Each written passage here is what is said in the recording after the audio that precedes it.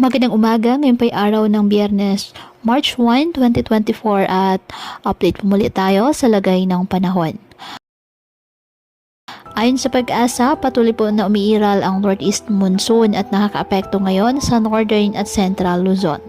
Habang patuloy naman na nakakaapekto ang easterlies o mainit na hangin na nagmumula sa dagat Pasipiko sa nalalabing bahagi ng ating bansa. Walang bagyo o low pressure area na minomonitor sa loob ng ating PAR na maaaring makaapekto sa ating bansa. Ngayong araw, dahil po sa easterlies, asahan na maulap na halangitan na may kalat-kalat na pag-ulan at thunderstorms sa Caraga at Davao Region.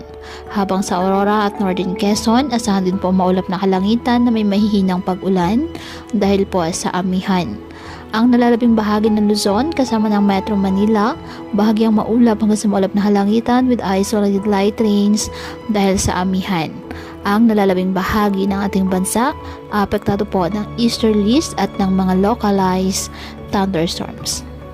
Kaya patuloy po natin na pag-iingat pa din ang ating mga kababayan sa pantapan po ng mga pagbaha at pagguho ng lupa at ugalin po na magdala palagi ng payong o kahit anong panangga sa ulan o di kaya na may sa init ng araw kapag lalabas ng ating mga tahanan.